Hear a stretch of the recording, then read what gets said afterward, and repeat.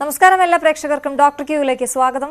മഞ്ഞപ്പിത്തത്തെക്കുറിച്ചാണ് ഇന്ന് നമ്മൾ ഡോക്ടർ ക്യൂവിൽ ചർച്ച ചെയ്യുന്നത്. നമുക്കൊപ്പമുള്ളത് തിരുവനന്തപുരം കിംസ് ഹോസ്പിറ്റലിലെ ഗ്യാസ്ട്രോ എൻറ്ററോളജിസ്റ്റ് ഡോക്ടർ അരുൺ പി ആണ്. ഡോക്ടർ സ്വാഗതം ഡോക്ടർ ക്യൂവിലേക്ക്. ഡോക്ടർ, നമുക്ക് ഈ മഞ്ഞപ്പിത്തം എ ബി അങ്ങനെ പല കാറ്റഗറി നമ്മൾ കേട്ടിട്ടുണ്ട്. അതിൽ നിന്ന് തുടങ്ങാം. ഡോക്ടർ, എത്ര തരത്തിൽ ഏതൊക്കെ വിധം മഞ്ഞപ്പിത്തമുണ്ട് ഡോക്ടർ? നമുക്ക് മഞ്ഞപ്പിത്തം എന്ന് പറഞ്ഞാൽ അത് ഇംഗ്ലീഷിൽ തന്നെ ജോണ്ടിസ് എന്ന് പറയും. അപ്പോൾ അത് ഒരു രോഗ അവസ്ഥയല്ല, അതൊരു രോഗലക്ഷണമാണ്. അത് പല കാരണങ്ങൾ കൊണ്ട് നമുക്ക് ഉണ്ടാകുന്നുണ്ട്. നമ്മൾ മെയിനായിട്ട് പറയുകയാണെങ്കിൽ ഈ ജോണ്ടിസ് അഥവാ മഞ്ഞപ്പിത്തം നമുക്ക് മലയാളികൾക്ക് കൂടുതലായിട്ട് അറിയുന്നത് ഹെപ്പറ്റൈറ്റിസ് എന്നാണ്. വൈറൽ ഹെപ്പറ്റൈറ്റിസ്, ആൽക്കഹോളിക് ഹെപ്പറ്റൈറ്റിസ് എന്നുള്ള കുറേ ടേംസ് ഉണ്ട്. അപ്പോൾ മെയിനായിട്ട് നമ്മൾ പറയുന്നത് ഹെപ്പറ്റൈറ്റിസ്, വൈറൽ ഹെപ്പറ്റൈറ്റിസ്, വൈറസ് കൊണ്ട് ഉണ്ടാകുന്ന ലിവർ പ്രോബ്ലം.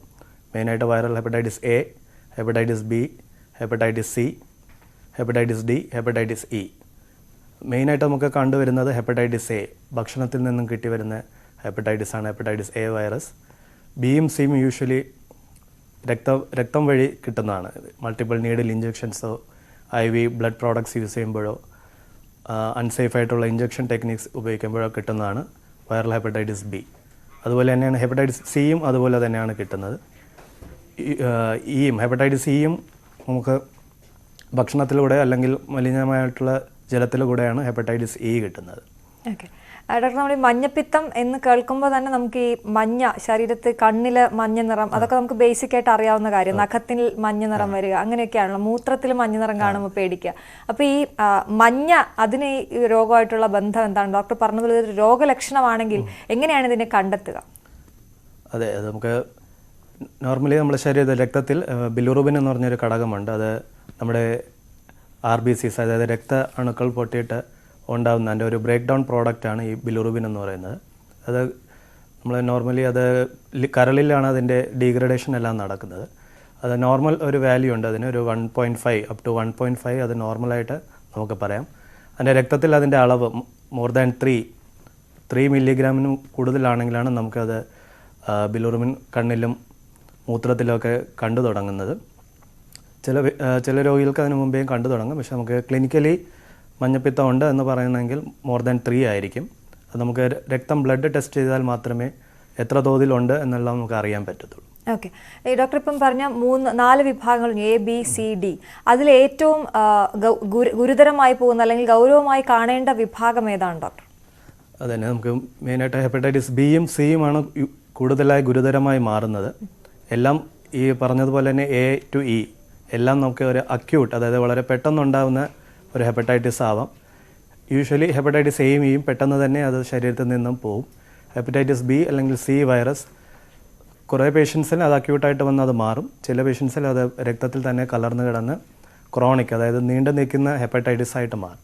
അത് നമ്മൾ ട്രീറ്റ് ചെയ്തില്ല എങ്കിൽ ആ ഹെപ്പറ്റൈറ്റിസ് വൈറസ് ഇരുന്നിട്ട് അത് കരളിൻ്റെ സെൽസിന്, കോശങ്ങളെ നശിപ്പിച്ചിട്ട് ഭാവിയിൽ അത് സിറോസിസ് ഒക്കെ ആയി മാറാൻ ചാൻസ് ഉണ്ട്. സിറോസിസ്, അതുപോലെ തന്നെ കരളിലുണ്ടാകുന്ന ക്യാൻസർ. അതിൽ മെയിൻ ഒരു കാരണം എന്ന് വെച്ചാൽ ഹെപ്പറ്റൈറ്റിസ് ബിയും ഹെപ്പറ്റൈറ്റിസ് സി വൈറസുമാണ്. ഓക്കെ, ഈ നേരത്തെ നമ്മൾ പറഞ്ഞു ഇതിന്റെ കാരണങ്ങളിലേക്ക് പോകുമ്പോൾ ആഹാരത്തിൽ നിന്ന് ബാധിക്കുന്ന ഉണ്ടെന്ന് പറഞ്ഞു. എങ്ങനെയാണ് ഡോക്ടർ അത് വരുന്നത്? ഇപ്പോൾ കൂടുതലായിട്ട് കാണുന്നത്, പണ്ടൊക്കെ നമ്മൾ കാണുന്നത് കൂടുതലായിട്ടും ആണുങ്ങളിൽ കൂടുതലായിട്ട് ലഹരി ഉപയോഗിക്കും, അതായത് മദ്യം ക്രമാതീതമായി അളവ് കൂടുതലായിട്ട് കഴിക്കുമ്പോൾ ഉണ്ടാകുന്ന പ്രോബ്ലമാണ് ആൽക്കഹോൾ റിലേറ്റഡ് സിറോസിസ് എന്ന് പറയുന്നത്. ഇപ്പോൾ നിർഭാഗ്യവശാൽ ഇപ്പോൾ നമ്മുടെ ആളുകളുടെ ഇടയിൽ കാണുന്നത്, കൂടുതലും പെണ്ണുങ്ങളുടെ ഇടയിലും അതുപോലെ തന്നെ ആണുങ്ങളുടെ ഇടയിലും കൂടുതലായിട്ടുള്ളത് ജീവിതശൈലി രോഗം കാരണം കരളിൽ കൊഴുപ്പടിഞ്ഞിട്ട് ഫാറ്റി ലിവർ എന്ന് പറയുന്ന സംഗതി ഉണ്ടായിട്ട്, കൊഴുപ്പ് കരളിലുണ്ടായിട്ട് അത് നീണ്ടു നിൽക്കുക. എല്ലാ പേഷ്യൻസിനും ഇത് നിർബന്ധമായി കരൾ സിറോസിസ് ഉണ്ടാവണമെന്നില്ല. 80% ആൾക്കാർക്ക് കരളിൽ കൊഴുപ്പ് മാത്രം അടിഞ്ഞിരിക്കും. ഒരു 10 തൊട്ട് 20% ആൾക്കാർക്ക് ഈ കരളിൽ ഈ കൊഴുപ്പടിഞ്ഞിട്ട് അത് കരൾ കോശങ്ങളിൽ ഇഞ്ചുറി, അതായത് ലോങ് സ്റ്റാൻഡിങ് ആയിട്ടുള്ള ഈ കൊഴുപ്പടിഞ്ഞിട്ട് അതിലുള്ള കോശങ്ങളെ അത് അഫക്റ്റ് ചെയ്തിട്ട് അതിൽ ഇഞ്ചുറി കാരണം അടുത്ത സ്റ്റേജ് ഫാറ്റി ലിവർ മാറി കരൾ ഫൈബ്രോസിസ് എന്ന് പറയുന്ന സ്റ്റേജിലോട്ട് പോകും. അത് കുറേ പേഷ്യൻസിന് അടുത്ത സ്റ്റേജ് ആയിട്ടുള്ള കരൾ സിറോസിസിലോട്ട് പോകും. ചില പേഷ്യൻസിന് സിറോസിസ് ആവാതെ തന്നെ കരൾ ക്യാൻസർ ഉണ്ടാവുന്നതും ഇപ്പോൾ കണ്ടു തുടങ്ങിയിട്ടുണ്ട് കൂടുതലായിട്ട്. ഇപ്പം കേരളത്തിൽ കൂടുതലായിട്ട് കണ്ടുവരുന്നത് ഇതിനിപ്പോൾ പറയുന്നത് നാഷ് റിലേറ്റഡ് കരൾ സിറോസിസ്. അതാണിപ്പോൾ കൂടുതലായിട്ട് ഇപ്പോൾ നമ്മുടെ ജനതയിൽ കണ്ടുവരുന്നത്. നമ്മൾ ഈ ജീവിതശൈലി കൊണ്ടുണ്ടാകുന്ന രോഗങ്ങൾ എന്ന് പറയുമ്പോൾ അതിനകത്ത് ഈ ഹെപ്പറ്റൈറ്റിസ് വരും എന്ന് പറയുമ്പോൾ എന്തൊക്കെ കാര്യങ്ങളാണ് നമ്മൾ ശ്രദ്ധിക്കേണ്ടത്? ഇപ്പോൾ ആഹാരത്തിൻ്റെ ഇപ്പോൾ തന്നെ നമ്മൾ വലിയ ആശങ്കയിലാണ് ഈ പുറത്തുനിന്ന് ഭക്ഷണം കഴിക്കുന്ന കാര്യത്തിലൊക്കെ.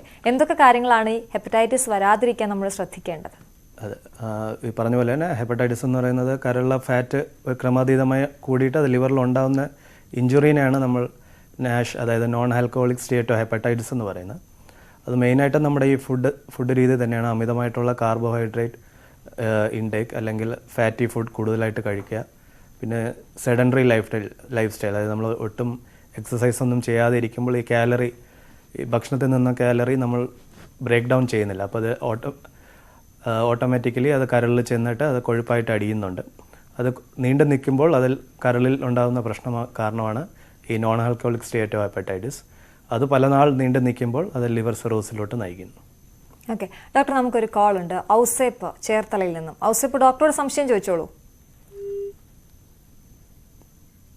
ആ കോള് കട്ടായിട്ടുണ്ട് ഡോക്ടർ. നമുക്ക് ബാക്കിയുള്ള കാര്യങ്ങളിലേക്ക് കൂടി കടക്കാം. ഈ ലക്ഷണങ്ങൾ കണ്ടു കഴിഞ്ഞാൽ ഇത്തരത്തിൽ ഇപ്പോൾ ഈ മൂത്രത്തിൽ മഞ്ഞ നിറം വരിക എന്നൊക്കെ പറഞ്ഞാൽ നമുക്ക് സാധാരണ എപ്പോഴും എല്ലാവർക്കും കാണുന്നതാണ് ഈ മൂത്രത്തിലെ കളർ ചേഞ്ച് ഒക്കെ. നമ്മൾ എപ്പോഴാണ് ഒരു ഡോക്ടറെ കാണേണ്ടത് നമുക്കിങ്ങനെ സംശയമുണ്ടെങ്കിൽ? അതായത് വെറും മൂത്രത്തിൽ മഞ്ഞ കൊണ്ട് മാത്രമല്ല, അതിന് കൂടുതലായിട്ട് ഈ വൈറൽ ഹെപ്പറ്റൈറ്റിസ് ആകുമ്പോൾ ഈ മഞ്ഞ ജോണ്ടിസ് കണ്ടു തുടങ്ങുന്നതിന് മുമ്പേ രോഗിക്ക് വേറെ ലക്ഷണം കാണും.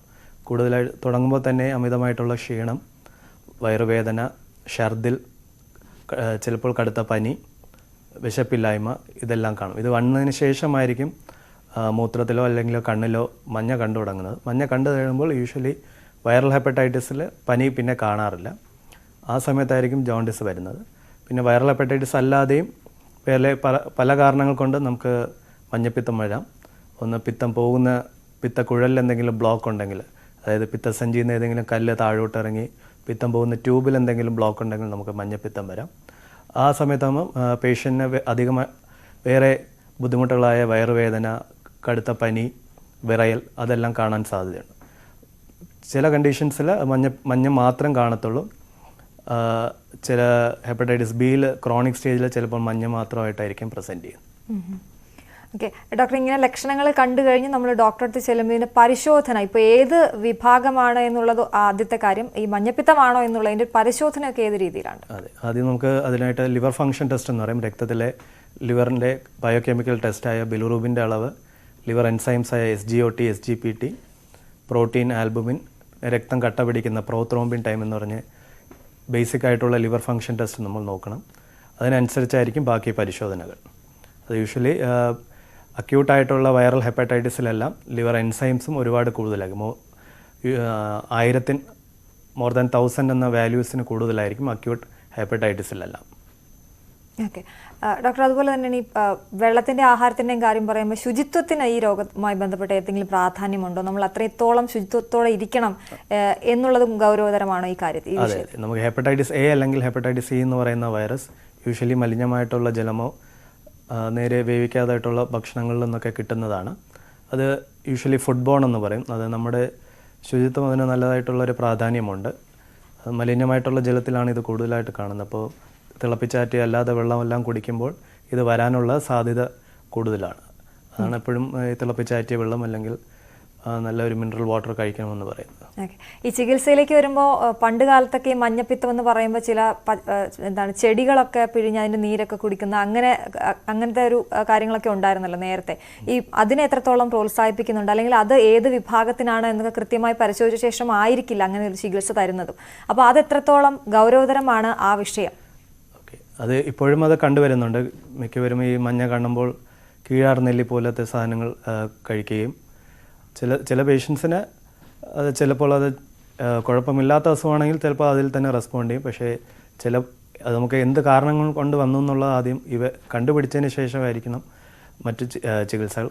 യൂഷ്വലി ഈ ഹെപ്പറ്റൈറ്റിസ് A അല്ലെങ്കിൽ ഹെപ്പറ്റൈറ്റിസ് E 99% നമ്മൾ മരുന്നൊന്നും കൊടുക്കാതെ തന്നെ നോർമലായിട്ട് റെസ്പോണ്ട് ചെയ്യുന്നതാണ്.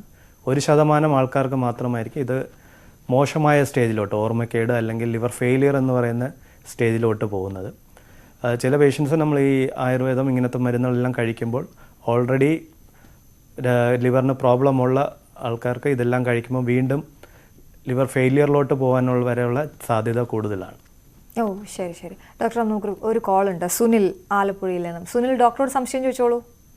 സാറേ, എനിക്ക് കരളിന് ഒരു അസുഖം ഉണ്ടായിരുന്നു. കാരണം വെള്ളമടിച്ച് ഞാൻ മദ്യപിച്ചിട്ട് വരുന്നു. കരളിന് പിന്നെ കൊഴുപ്പടിഞ്ഞിട്ട് അതിൽ വീണെന്ന് പറഞ്ഞു. അതെ, അപ്പം കുത്തു വീണെന്ന് പറഞ്ഞു. അത് ഇനി സ്റ്റേജ് മാറിക്കഴിഞ്ഞാൽ പ്രശ്നമുണ്ടോ അറിയാൻ വേണ്ടി ഞാൻ വിളിച്ചത്. അല്ല, ഓക്കെ. ഇപ്പോൾ ലാസ്റ്റ് അൾട്രാസൗണ്ടിൽ ലിവർ കരൾ സിറോസിസ് ആയെന്ന് പറഞ്ഞിട്ടുണ്ടോ? ഇല്ല, പറഞ്ഞിട്ടില്ല. ചെറിയ കുരുക്കൾ വന്നെന്ന് പറഞ്ഞു. വേറെ എന്തെങ്കിലും പരിശോധന ചെയ്തായിരുന്നു അതിന്റെ പുറമായിട്ട്? ലിവർ ഫംഗ്ഷൻ കുരുക്കൾ വന്നു, ചെറിയ ഫ്ലാറ്റി ലിവർ ആണെന്ന് പറഞ്ഞു. ചെറിയ ഫ്ലാറ്റ് കൊഴുപ്പുണ്ടെന്ന് പറഞ്ഞു. അപ്പോൾ ഓൾറെഡി ഫാറ്റി ലിവർ ആയിട്ടുണ്ട്. അപ്പം നമുക്ക് മദ്യം കംപ്ലീറ്റ് ആയിട്ട് അവോയ്ഡ് ചെയ്യേണ്ട ഇതാണ്. കാരണം അടുത്ത സ്റ്റേജ് എന്ന് പറയുന്നത് നേരത്തെ പറഞ്ഞ പോലെ ലിവർ ഫൈബ്രോസിസ് ആണ്. അത് കഴിഞ്ഞാൽ പിന്നെ ലിവർ സിറോസിസിലോട്ട് പോകും. ലിവർ സിറോസിസ് ആയിക്കഴിഞ്ഞാൽ പിന്നെ നമുക്ക് പഴയ നോർമൽ ഒരു ഹെൽത്തി ലിവറിലോട്ട് മാറ്റാൻ പറ്റത്തില്ല. അപ്പോൾ ഇപ്പോൾ ഈ ഫാറ്റി ലിവർ ആയിരിക്കുന്ന സ്റ്റേജിൽ തന്നെ നമ്മൾ ആൽക്കഹോൾ സ്റ്റോപ്പ് ചെയ്യുകയും അതുപോലെ തന്നെ ജീവിത ശൈലി, അതായത് ഡയബറ്റീസ്, ഹൈപ്പർ ടെൻഷൻ തുടങ്ങിയ അസുഖങ്ങൾ വരാതെയും വെയിറ്റ് ക്രമാതീതമായി കൂടാതെയും നോക്കണം. എന്നാൽ മാത്രമേ അടുത്ത സ്റ്റേജിലോട്ട് പോകാതിരിക്കാൻ സാധിക്കുകയുള്ളൂ. ശരി ഡോക്ടർ, ഒരു കോളും കൂടിയുണ്ട്. സുഭാഷ് കൊരട്ടിയിൽ നിന്നും. സുഭാഷ്, ഡോക്ടറോട് സംശയം ചോദിച്ചോളൂ. ഹലോ, പറഞ്ഞു. ഹലോ സാറേ, കേൾക്കുന്നോ? കേൾക്കുന്നു. വിളിക്കുന്നത്. ഹലോ, പറഞ്ഞോളൂ, കേൾക്കുന്നു. അതെ, എനിക്ക് പിത്താശയത്തിൽ കല്ലുണ്ടായിരുന്നു. അപ്പൊ ഞാനിപ്പോ ഡോക്ടറെ കണ്ടോണ്ടിരിക്കുകയാണ്, ഫെലിസി ഹോസ്പിറ്റലിൽ കണ്ടോണ്ടിരിക്കുകയാണ്. കണ്ട് അപ്പൊ ടെസ്റ്റുകളൊക്കെ ചെയ്ത് ഇപ്പൊ അൾട്രാ US എന്തോ പരിപാടിയൊക്കെ ചെയ്യണമെന്ന് പറഞ്ഞ് സർജറിയും ചെയ്യണമെന്ന് പറഞ്ഞു. ഇത് അത്യാവശ്യം ഉണ്ടോ സാറേ? ഇത് അല്ലെങ്കിൽ നമ്മളെ ബ്ലഡ് വെപ്പാണോ അത്? അതല്ല, പിത്തസഞ്ചിയിലെ കല്ല് ഇപ്പോൾ സർവ്വസാധാരണമായി കാണുന്നതാണ്. അതിലൊരു 90 തൊട്ട് 95% ആൾക്കാർക്ക് വേറെ പ്രശ്നങ്ങളൊന്നും ഉണ്ടാവത്തില്ല. കല്ല് പിത്തസഞ്ചിയിൽ കിടക്കും, കുഴപ്പം കാണത്തില്ല. ചില പേഷ്യൻസിന് അതിൽ ആ കല്ല് വന്ന് പിത്തസഞ്ചിയിൽ നിന്ന് പോകുന്ന ട്യൂബിനെ ബ്ലോക്ക് ചെയ്യുമ്പോൾ അത് വേദന ഉണ്ടാക്കും. അങ്ങനെ ഇടയ്ക്കിടയ്ക്ക് അത് വേദന വന്നു കഴിഞ്ഞാൽ നമുക്കത് എടുത്ത് കളയേണ്ടി വരും. ചില സമയത്ത് ഇതിലെ പിത്തസഞ്ചിയിലെ കല്ല് താഴോട്ടുള്ള പിത്തം പോകുന്ന ട്യൂബിലോട്ട് ഇറങ്ങി അത് ബ്ലോക്ക് വന്നാൽ അതും കോംപ്ലിക്കേഷൻസ് ഉണ്ടാവാൻ സാധ്യതയുള്ളതാണ്. അപ്പോൾ അങ്ങനെ വന്നാൽ ചിലപ്പോൾ എൻഡോസ്കോപ്പിക് പ്രൊസീജിയർ അത് കഴിഞ്ഞതിന് ശേഷം പിത്തസഞ്ചി എടുത്ത് കളയേണ്ടി വരും. അത് ആളുടെ ബുദ്ധിമുട്ടനുസരിച്ചിരിക്കും നമുക്ക് സർജറി വേണോ വേണ്ടേ എന്നുള്ളത്. സാധാരണഗതിയിൽ വലിയ പെയിനോ അങ്ങനെയൊന്നും ഇല്ലെങ്കിൽ നമ്മളതിനെ ഒന്നും ചെയ്യാറില്ല. ശരി ഡോക്ടർ, അടുത്ത കോൾ കൊല്ലത്ത് നിന്നുമാണ്. സുനിൽ, ഡോക്ടറോട് സംസാരിച്ചോളൂ. സുനിൽ, കേൾക്കാമോ? ചോദിച്ചോളൂ, ഡോക്ടറോട് സംസാരിച്ചോളൂ.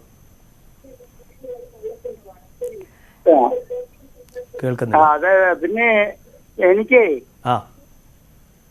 കേക്കാം. അതെ, ടിവിയിൽ ശ്രദ്ധിക്കേണ്ട സുനിൽ, നമുക്ക് ഫോണിൽ ശ്രദ്ധിച്ച് സംസാരിച്ചോളൂ. ഡോക്ടർക്ക് കേൾക്കാം, തുടർച്ചയായി ചോദിച്ചോളൂ. പിന്നെ എനിക്ക്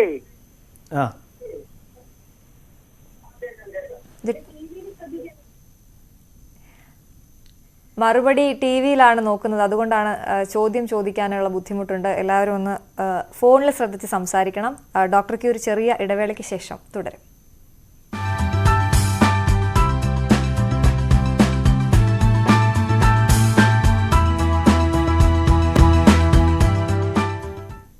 ഡോക്ടർ ക്യൂ തുടരുകയാണ്. നമ്മൾ മഞ്ഞപ്പിത്തത്തെക്കുറിച്ചാണ് സംസാരിക്കുന്നത്. ഡോക്ടർ അരുൺ നമുക്കൊപ്പം തുടരുന്നുണ്ട്. ഡോക്ടർ, നമ്മൾ പല തരത്തിലുള്ള പല വിഭാഗം മഞ്ഞപ്പിത്തം പറഞ്ഞു. ഈ ചികിത്സാ രീതിയിലേക്ക് എത്തുമ്പോൾ അതിൻ്റെ ചികിത്സാ രീതിയും വ്യത്യസ്തമാണ് ഡോക്ടർ. അതെ, അത് നമുക്ക് ഈ മഞ്ഞപ്പിത്തം, അതായത് ഹെപ്പറ്റൈറ്റിസ്, മഞ്ഞപ്പിത്തം പല കാരണങ്ങൾ കൊണ്ടുവരാം. അതിൽ ഒരു പ്രധാന കാരണമാണ് ഹെപ്പറ്റൈറ്റിസ്. ഈ ഹെപ്പറ്റൈറ്റിസ് വൈറൽ ഹെപ്പറ്റൈറ്റിസ് മാത്രമല്ലാതെ വേറെ പല അസുഖം കൊണ്ടും നമുക്ക് വരാം. ഒന്ന് ആൽക്കഹോൾ, മദ്യം കൊണ്ടുള്ള ഹെപ്പറ്റൈറ്റിസ്. പിന്നെ ശരീരത്തിൻ്റെ പ്രതിരോധം തന്നെ നമ്മളെ ലിവർ സെൽസിനെ അറ്റാക്ക് ചെയ്യുന്ന ഓട്ടോ ഇമ്മ്യൂൺ ഹെപ്പറ്റൈറ്റിസ്. പിന്നെ ജനിതകമായി കണ്ടുവരുന്ന ചില അയൺ അല്ലെങ്കിൽ മിനറൽ കോപ്പർ എന്ന് പറയുന്ന കണ്ടൻറ്റിൻ്റെ കൂടുതൽ കൊണ്ടുണ്ടാകുന്ന ഹെപ്പറ്റൈറ്റിസ്. അതിനെ പറയുന്ന പേര് വിൽസൺ ഡിസീസ് എന്നാണ്. അപ്പോൾ അത് നമ്മൾ എന്താണ് രോഗം എന്നുള്ളത് കണ്ടുപിടിച്ചതിന് ശേഷമായിരിക്കും അതിൻ്റേതായിട്ടുള്ള മരുന്നുകളോ, അല്ലെങ്കിൽ ചിലത് നമുക്ക് കരളിൽ നിന്ന് പിത്തം പോകുന്ന ട്യൂബിലായിരിക്കും പ്രോബ്ലം. അപ്പോൾ അതിനെ നമ്മൾ സർജിക്കൽ ജോണ്ടിസ് എന്ന് പറയും. അപ്പോൾ എന്താണെന്ന് ആദ്യം രോഗം നിർണ്ണയിച്ചതിന് ശേഷമായിരിക്കും അതിൻ്റേതായിട്ടുള്ള മരുന്നുകൾ നമ്മൾ നൽകുക. ഡോക്ടർ, ഇത് കണ്ടെത്താനും ചികിത്സിക്കാനും ഒക്കെ താമസിച്ചാൽ മരണകാരണമാകുന്ന രോഗമാണോ? അപ്പം ഇത് പൂർണ്ണമായും ചികിത്സിച്ച് ഭേദമാക്കാൻ കഴിയുമോ? അത് തന്നെ, അത് നമ്മൾ പറഞ്ഞതുപോലെ തന്നെ അതിൻ്റെ കാരണം എന്താണെന്ന് അനുസരിച്ചിരിക്കും. ഇപ്പം ചില രോഗികൾക്ക്, അതായത് ഈ മദ്യം ഉപയോഗിക്കുന്ന പേഷ്യൻസിന് വളരെ സിവിയറായിട്ട് വരുന്ന ഒരു മഞ്ഞപ്പിത്തമാണ് ആൽക്കഹോളിക് ഹെപ്പറ്റൈറ്റിസ് എന്ന് പറയും. അതായത് നീണ്ടു നിൽക്കുന്ന മദ്യപാനം, കണ്ടിന്യൂസ് ആയിട്ട് കുറേ നാളുകളായിട്ട് ഹെവി ഡോസിൽ മദ്യം ഉപയോഗിക്കുന്ന പേഷ്യൻസിന് ഇത് ലിവർ പെട്ടെന്ന് മോശമാവാനും ലിവർ ഫെയിലിയറിലോട്ടും വരെ കൊണ്ടെത്തിക്കാവുന്ന ഒരു പ്രശ്നമാണ് ഈ ആൽക്കഹോളിക് ഹെപ്പറ്റൈറ്റിസ്. അതുപോലെ തന്നെ ഹെപ്പറ്റൈറ്റിസ് ബി, അത് എല്ലാ പേഷ്യൻസിനും പ്രശ്നമുണ്ടാക്കണമെന്നില്ല, പക്ഷേ ചില പേഷ്യൻസിന് ഇത് വളരെ ഗുരുതരമായിട്ടുള്ള അവസ്ഥയിലോട്ട് എത്തിക്കാറുണ്ട് ഹെപ്പറ്റൈറ്റിസ് ബി. ഓക്കെ ഡോക്ടർ, നമുക്കൊരു കോൾ ഉണ്ട് കരുനാഗപ്പള്ളിയിൽ നിന്നും. ബിജു ഡോക്ടറോട് സംസാരിച്ചോളൂ. നമസ്കാരം ഡോക്ടർ. നമസ്കാരം, പറഞ്ഞു. എന്റെ മകൾക്ക് ഒരു മാസം കഴിഞ്ഞപ്പോൾ ഒരു സർജറി ഉണ്ടായിരുന്നു, ഓപ്പൺ ഹാർട്ട് സർജറി. എത്ര വയസ്സുണ്ട്? ഹലോ. മോക്ക് എത്ര വയസ്സുണ്ട്? ഇപ്പൊ മോക്ക് വയസ്സില്ല ഡോക്ടർ, മോക്ക് 6 മാസമായുള്ളൂ. അതിനിടയ്ക്ക് മോക്കൊരു സർജറി കഴിഞ്ഞിട്ട് 1 മാസം കഴിഞ്ഞപ്പോൾ മോളുടെ മോഷൻ വെള്ള കളർ പോയിട്ടുണ്ടായിരുന്നു. അപ്പൊ നമ്മളത് നോക്കി ലിവറിന് എന്തോ ഒരു കംപ്ലൈന്റ് ഉണ്ട്, പിത്താശയത്തിൽ 3 കല്ലുണ്ട്. അപ്പം എസ്ഐറ്റി അഡ്മിറ്റ് ആയിരുന്നു. എസ്ഐറ്റി അഡ്മിറ്റ് ആയി കഴിഞ്ഞപ്പോ 3 കല്ല് അന്നത്തെ മോഷനോടെ പോയി. പിന്നെ ഒരു ദിവസം വീട്ടിൽ വന്നപ്പോഴേ പോയി. ഇപ്പൊ നമ്മൾ ലിവർ ഫംഗ്ഷൻ ടെസ്റ്റ് നടത്തുന്നുണ്ട്. ബിൽറൂബിന്റെ ഒക്കെ അളവ് ഇപ്പൊ എത്രയാണ്? അതിപ്പോ ടെസ്റ്റ് നടത്തിയതിനകത്ത് കുറവാണ്. നമ്മള് റിസൾട്ട് അകത്തിരിക്കുക, ഞാൻ പുറത്തിരിക്കുകയാണ്. ഇപ്പൊ അത് എന്തുകൊണ്ടായിരിക്കും വന്നത്? ഇപ്പൊ മോക്കിപ്പോ നിലവിൽ 6 മാസം പ്രായമേ ഉള്ളൂ. ഈ സർജറിയുടെ ഭാഗമായിട്ട് ഉണ്ടായതായിരിക്കും, ഇനി ഉണ്ടാകാൻ ചാൻസ് ഉണ്ടോ എന്നുള്ള കാര്യമാണ്. അത് നമുക്ക് ചില പേഷ്യൻസിന് ജനിതകമായിട്ട് അങ്ങനെ ഉണ്ടാവാം. ഒന്ന് നമുക്ക് അത് പിത്തസഞ്ചിയിലെ കല്ല് തന്നെയാണെന്നാണോ പറഞ്ഞത്? അതോ പിത്തസഞ്ചി പോകുന്ന വഴിയിൽ ബ്ലോക്ക് വല്ലതും ഉണ്ടെന്ന് പറഞ്ഞിട്ടുണ്ടോ?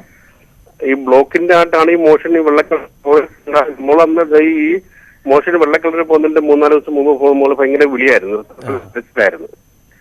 ഈ കരച്ചിൽ കഴിഞ്ഞതിന് ശേഷമാണ് രാവിലെയാണ് ഈ മോഷൻ വെള്ളക്കളറിൽ പോകുന്നത്. നമ്മൾ സാധാരണഗതിയിൽ കാണുന്നത് ഈ ചെറുപ്രായത്തിൽ കാണുന്നത് ഈ പിത്തം പോകുന്ന ട്യൂബിന് ജന്മനാൽ ഉണ്ടാകുന്ന ബ്ലോക്ക്, അതിനെ ബിലിയറി അട്രീസിയ എന്ന് പറയും. അങ്ങനത്തെ ഇതാണ് യൂഷ്വലി കാണുന്നത്. കല്ലും വളരെ അപൂർവമായിട്ട് കാണാറുണ്ട്. അതും ചില പേഷ്യൻസിന് പിന്നെയും വരാനുള്ള സാധ്യതയുണ്ട്. പിന്നെയുള്ള ചില കണ്ടീഷൻസ് നമ്മളപ്പോ ഈ തിരുവല്ല ബിലീവ് ഹോസ്പിറ്റൽ സർജറി ആണ്. അപ്പൊ അവിടെ ചെന്നപ്പോ നമുക്കൊരു ഭാഗമായിട്ട് ചിലപ്പോൾ വേസ്റ്റ് അടിയുന്നതിന്റെ ഭാഗം കുട്ടികൾക്ക് ഉണ്ടാകാൻ ചാൻസ് ഉണ്ട്. ചിലപ്പോ അതായിരിക്കാം. അതെ. അപ്പൊ അതാണോ അതോ ഇത് ഉടനെ ഉണ്ടാകും? അതാണ് നമുക്കറിയേണ്ടത്. ഇപ്പൊ 6 മാസമല്ലേ ആയുള്ളൂ കുഞ്ഞിന്. ഇപ്പൊ നമ്മളിപ്പോ 3 ആഴ്ച കൂടുമ്പോൾ ലിവർ ഫംഗ്ഷൻ ടെസ്റ്റ് നടത്തുന്നുണ്ട്. അതിൽ ഈ ബാക്കി സ്കാനിലെല്ലാം ഈ പിത്തം പോകുന്ന ട്യൂബിന് ബ്ലോക്ക് ഒന്നും ഇല്ലാന്ന് കൺഫേം ചെയ്തിട്ടുണ്ടല്ലോ അല്ലേ? സ്കാൻ ചെയ്തപ്പോ അതിന് വേറെ കുഴപ്പങ്ങളൊന്നുമില്ല, ഒക്കെ കറക്റ്റ് ആയിട്ടുണ്ടെന്ന് പറഞ്ഞു. വേറെ ബുദ്ധിമുട്ടൊന്നുമില്ല, ബ്ലോക്ക് ഒന്നും ഇല്ലെന്ന് പറഞ്ഞു. വെള്ളയാണോ മഞ്ഞയായിട്ടാണോ? ഇല്ല, മൂത്രത്തിന്റെ വെള്ള കളറിനാണ് പോകുന്നത്. അല്ല, മലം പോകുന്ന കളറ്? മലം പോകുന്നത് മഞ്ഞ കളറാണ്. ഇപ്പൊ കുഴപ്പമൊന്നുമില്ല. അങ്ങനെ വെള്ള കളർ 2 വട്ടേ പോയിട്ടുള്ളൂ. നമ്മള് ഹോസ്പിറ്റലിൽ കൊണ്ടുവന്ന മുമ്പത്തെ ദിവസവും അതിനുശേഷം ഹോസ്പിറ്റലിൽ കൊണ്ടുപോയ സമയത്ത് അങ്ങനെ 2 പ്രാവശ്യം വെള്ള കളർ പോയിട്ടുള്ളായിരുന്നു. വേറെ കൊച്ചെപ്പോഴും ഭയങ്കര ഇറിറ്റബിൾ ആയിട്ടാണ് അദ്ദേഹം? ചൊറിച്ചിൽ പോലെ അങ്ങനെ എന്തെങ്കിലും കാണിക്കാറുണ്ടോ? ഇല്ല, അങ്ങനെ പ്രത്യേകിച്ച് ആളെ ആക്റ്റീവാണ്, കളിയും ചിരിയും കാര്യങ്ങളൊക്കെ ഉണ്ട്. വേറെ പ്രത്യേകിച്ച് കുഴപ്പങ്ങളൊന്നും കാണിക്കാറില്ല. നമുക്ക് ഒരു പ്രാവശ്യം വന്ന സ്ഥിതിക്ക് ഇടയ്ക്കിടയ്ക്ക് ഒന്ന് സ്കാൻ ചെയ്ത് നോക്കേണ്ടി വരും. പിത്തസഞ്ചിയിൽ പിന്നെയും കല്ല്. നമ്മുടെ സ്റ്റേറ്റിലെ ഡോക്ടർ പറഞ്ഞിരിക്കുന്നത് 3 ആഴ്ച കൂടുമ്പോൾ LFT ചെയ്ത് നോക്കാൻ പറഞ്ഞിട്ടുണ്ടായിരുന്നു. അപ്പൊ നമ്മൾ LFT 3 ആഴ്ച ചെയ്ത് നോക്കുന്നുണ്ട്. LFT നോക്കുമ്പോൾ റിസൾട്ടിനകത്ത് കുറവാണ് കാണിക്കുന്നതൊന്നും, അങ്ങനെ വലിയൊരു ഇത് കാണിക്കുന്നില്ല. പക്ഷെ ഈ പിത്താശയത്തില് എല്ലാരും പറഞ്ഞിട്ട് പിത്താശയത്തിൽ ഒരു വട്ടം വന്നു കഴിഞ്ഞാൽ വീണ്ടും ഈ പിത്താശയത്തിൽ കല്ല് രൂപപ്പെടാൻ ചാൻസ് ഉണ്ടെന്നുള്ളത്. അതുകൊണ്ടാണ് അത് വീണ്ടും വരാനുള്ള സാധ്യതയുണ്ട്. അത് ഇടയ്ക്ക് ശ്രദ്ധിച്ചാൽ മാത്രമേ നമുക്ക് പറയാൻ പറ്റൂ. ഈ കുഞ്ഞില് തന്നെ വരുമോ അതോ കുറച്ച് ഏജിലായിട്ട് വരുമോ എന്നുള്ള? അല്ല, അതാണ് നമുക്ക് ചില കണ്ടീഷൻസിൽ റെക്കറന്റ് ആയിട്ട് വരാനുള്ള സാധ്യതയുണ്ട്. കുഞ്ഞുനാളിലും വരാം, വലുതാവുമ്പോഴും വരാനുള്ള സാധ്യതയുണ്ട്. ശരി ഡോക്ടർ, നമുക്ക് അടുത്ത കോൾ നേരത്തെ കണക്ട് ചെയ്യാൻ പറ്റില്ല. സുനിൽ കൊല്ലത്ത് നിന്നും. സുനിൽ സംസാരിച്ചോളൂ ഡോക്ടറോട്. സാറേ പിന്നെ ഞാൻ ഈ ജോലി കഴിഞ്ഞ് വരുമ്പോ ഈ ശരീര പേശികൾക്കെല്ലാം ഭയങ്കര വേദന. എന്താണ് ദേഹം വേദനയോ? ദേഹം ഈ അസ്ഥിക്ക് ഭയങ്കര വേദന. അപ്പൊ അതിന്റെ പേരിൽ ഈ രാത്രി കിടക്കുമ്പോ ടിവിയും കണ്ട് കിടക്കുമ്പോ ഭയങ്കര കണ്ണിന് കാഴ്ചക്കുറവും കാര്യങ്ങളല്ല. യൂറിനൊക്കെ മഞ്ഞ കളറിൽ അങ്ങനെ വല്ലതും പോകുന്നുണ്ടോ? ഇല്ല, അതൊന്നുമില്ല. ബ്ലഡ് വല്ല പരിശോധിച്ചിട്ടുണ്ടോ? ആ ബ്ലഡ് എല്ലാം പശുണ്ട്, അതിനൊന്നും ഒരു കുഴപ്പമില്ല സാറേ. ലിവർ ഫംഗ്ഷൻ ടെസ്റ്റ് എല്ലാം നോർമൽ ആണോ? ശരി സുനിൽ, എന്തായാലും നമ്മൾ മഞ്ഞപ്പിത്തമാണ് നമ്മുടെ വിഷയം. എന്തായാലും ദേഹം വേദന അതിൻ്റെ ഒരു ലക്ഷണമല്ലേ ഡോക്ടർ? അതല്ല എന്ന് നമുക്ക് വിചാരിക്കാം. അപ്പോൾ എന്തായാലും വിളിച്ചതിന് നന്ദി ഡോക്ടർ. നമ്മൾ ഈ പരിശോധനയിലേക്ക് കടന്നപ്പോൾ ഡോക്ടർ പറഞ്ഞതുപോലെ ഏത് രീതിയിലാണെന്ന് നോക്കിയതിന് ശേഷമാണ് പരിശോധന എന്ന് പറഞ്ഞല്ലോ. ഇത് ഏകദേശം എത്ര കാലം എടുക്കും ഇത് ചികിത്സിച്ച് മുഴുവനായി ഭേദമാക്കാൻ? അതെ, അത് നമുക്ക് ഈ പറഞ്ഞതുപോലെ ഈ ഇപ്പോൾ വൈറൽ ഹെപ്പറ്റൈറ്റിസ് ആണെങ്കിൽ അത് അക്യൂട്ടാണോ, അതായത് പെട്ടെന്നുണ്ടായ ഹെപ്പറ്റൈറ്റിസ് ആണോ അല്ലെങ്കിൽ ക്രോണിക് നീണ്ടു നിൽക്കുന്ന ഹെപ്പറ്റൈറ്റിസ് ആണോ എന്നുള്ളത് നമുക്ക് തിരിച്ചറിയേണ്ടി വരും. അപ്പോൾ അക്യൂട്ടൊക്കെ ആണെങ്കിൽ അക്യൂട്ട് ഹെപ്പറ്റൈറ്റിസ് എ അല്ലെങ്കിൽ ഇ വളരെ പെട്ടെന്ന് തന്നെ ഇമ്പ്രൂവ് ആവുന്ന ഒരു രോഗാവസ്ഥയാണ്. ഹെപ്പറ്റൈറ്റിസ് ബി അതുപോലെ തന്നെ അക്യൂട്ടായിട്ട് വരുന്നത്, അതായത് പെട്ടെന്ന് ഉണ്ടാകുന്ന അക്യൂട്ട് ഹെപ്പറ്റൈറ്റിസ് ബി കുറേ പേഷ്യൻസിൽ തന്നെ ഇമ്പ്രൂവ് ആവും. ചില പേഷ്യൻസിന് 6 മാസം കഴിഞ്ഞാലും ഈ രക്താണുക്കൾ പോകത്തില്ല, അത് ബ്ലഡിൽ തന്നെ കാണും. അങ്ങനെയുള്ള പേഷ്യൻസിന് നീണ്ടു നിൽക്കുന്ന ഫോളോ അപ്പ് വേണ്ടി വരും. അപ്പോൾ അങ്ങനെ ഉണ്ടെങ്കിൽ നമുക്ക് അതിനായിട്ടുള്ള മരുന്നുകൾ ആൻറ്റിവൈറൽ സ്റ്റാർട്ട് ചെയ്യേണ്ടി വരും. ഓക്കെ, ഈ കരളിനെയൊക്കെ ബാധിച്ച് നമ്മൾ ചികിത്സ എടുത്തു കഴിഞ്ഞാലും വീണ്ടും നമ്മുടെ ഈ ജീവിത ശൈലിയിൽ വലിയ മാറ്റം വരുത്തേണ്ടതുണ്ടോ? ഇതുപോലെ ഹെപ്പറ്റൈറ്റിസ് വന്ന ആളുകൾക്ക് പിന്നീടുള്ള അവരുടെ ജീവിതം എങ്ങനെയായിരിക്കും? അതും ഇതുപോലെ പറയുന്ന പോലെ കാരണം അനുസരിച്ചായിരിക്കും. വൈറൽ ഹെപ്പറ്റൈറ്റിസ് എ ആണെങ്കിൽ നമ്മൾ യൂഷ്വലി ഒരു പ്രാവശ്യം വന്നു കഴിഞ്ഞാൽ പിന്നെ കിട്ടാനുള്ള ചാൻസ് കുറവാണ്. എന്നിരുന്നാലും 2 വേരിയേഷൻ ഉണ്ട്. നമുക്ക് അതിൻ്റെ ഒരു റിലാപ്സ് എന്ന് പറയും, അതായത് വിത്തിൻ 6 months തന്നെ ചിലപ്പോൾ ഒന്നും കൂടെ വരാനുള്ള സാധ്യതയുണ്ട്. അതല്ലെങ്കിൽ അതിൻ്റെ ഒരു വേറൊരു ഫോമായ കോളിസ്റ്റാറ്റിക് ഹെപ്പറ്റൈറ്റിസ് എന്ന്, അതായത് ചൊറിച്ചിൽ ഒക്കെ പെർസിസ്റ്റ് ചെയ്യാനുള്ള സാധ്യതയുണ്ട്. പക്ഷേ 90-95% ആൾക്കാർക്കും ഹെപ്പറ്റൈറ്റിസ് എ വന്നു കഴിഞ്ഞാൽ പിന്നെ അത് കിട്ടാനുള്ള സാധ്യത വളരെ കുറവാണ്. അതുപോലെ തന്നെ ഹെപ്പറ്റൈറ്റിസ് ബി വന്നു കഴിഞ്ഞാൽ ഈ കുറേയധികം പേഷ്യൻസിന് അത് കംപ്ലീറ്റ്ലി റെസ്പോണ്ട് ചെയ്ത് പോകും. നേരത്തെ പറഞ്ഞ പോലെ ചില പേഷ്യൻസിന് അത് ക്രോണിക്കായിട്ട് തന്നെ കിടക്കും. ഹെപ്പറ്റൈറ്റിസ് സിയും അതുപോലെ തന്നെയാണ്. ചില പേഷ്യൻസിന് ഇനീഷ്യൽ അക്യൂട്ട് ഹെപ്പറ്റൈറ്റിസ് സി വളരെ റെയറായിട്ടായിരിക്കും പ്രസൻറ്റ് ചെയ്യുന്നത്. കൂടുതലായിട്ടും കാണുന്നത് ക്രോണിക് ഹെപ്പറ്റൈറ്റിസ് സി. അതിന് നമുക്ക് ഇപ്പോൾ പണ്ട് അതിന് എഫക്റ്റീവായിട്ടുള്ള മരുന്നുകളൊന്നും ഇല്ലായിരുന്നു. ഇപ്പോൾ നമ്മളത് പുതിയ മരുന്നുകളെല്ലാം കണ്ടുപിടിച്ചിട്ടുണ്ട്. അതിപ്പോൾ ഹെപ്പറ്റൈറ്റിസ് സിയുടെ ഏത് വേരിയേഷൻ ആണെന്ന് നോക്കിയിട്ട് നമുക്ക് 3 മാസത്തെ മരുന്ന് കഴിച്ചാൽ മതി. ഇത് 95% ആൾക്കാർക്കും കംപ്ലീറ്റ് ആയിട്ട് നമുക്ക് ഹെപ്പറ്റൈറ്റിസ് സി വൈറസ് ഇറാഡിക്കേറ്റ് ചെയ്യാൻ പറ്റുന്നതായിരിക്കും. ഡോക്ടർ, അതുപോലെ ഈ ഭക്ഷണത്തിലും മരുന്നിലും വ്യായാമത്തിലും അപ്പുറം ഈ പരിശോധനകൾ നമ്മൾ എപ്പോഴെങ്കിലുമൊക്കെ നടത്തേണ്ടതുണ്ട് ഈ വന്ന കഴിഞ്ഞ ആളുകൾ? അതെ, അതും ഇതുപോലെ തന്നെയാണ്. നമുക്ക് ഹെപ്പറ്റൈറ്റിസ് ബി ആണെങ്കിൽ, അതായത് നേരത്തെ പറഞ്ഞ പോലെ ക്രോണിക്കായിട്ട് പേഷ്യൻസിനുണ്ടെങ്കിൽ നമുക്കൊരു 3 മാസത്തിലോ 6 മാസത്തിലോ ഒരിക്കലോ ലിവർ ഫംഗ്ഷൻ ടെസ്റ്റ് ചെയ്ത് നോക്കേണ്ടി വരും. അതുപോലെ ഹെപ്പറ്റൈറ്റിസ് ബി അണുക്കൾ എത്രത്തോളം ഉണ്ടെന്ന് DNA എന്ന് പറയുന്ന ഹെപ്പറ്റൈറ്റിസ് ബി DNA എന്ന് പറയുന്ന ഒരു ടെസ്റ്റും ചെയ്ത് നോക്കേണ്ടി വരും. അതിനനുസരിച്ചായിരിക്കും നമുക്ക് ഫോളോ അപ്പ്. പിന്നെ ഇയർലി അൾട്രാസൗണ്ട് സ്കാനും ഇതെല്ലാം ചെയ്ത് നോക്കേണ്ടി വരും. ശരി, ഇന്ന് മഞ്ഞപ്പിത്തത്തെക്കുറിച്ചായിരുന്നു ഡോക്ടർ ക്യൂ ചർച്ച ചെയ്തത്. ഡോക്ടർ അരുൺ ആയിരുന്നു നമുക്കൊപ്പം ഉണ്ടായിരുന്നത്. താങ്ക് യു ഡോക്ടർ, ഞങ്ങൾക്കൊപ്പം ചേർന്നതിനും ഇത്രയും കാര്യങ്ങൾ പറഞ്ഞു തന്നതിനും. ഡോക്ടർ ക്യൂവിൻ്റെ സമയം ഇവിടെ പൂർണ്ണമാവുകയാണ്. മറ്റൊരു വിഷയവുമായി വീണ്ടും കാണാം. നമസ്കാരം.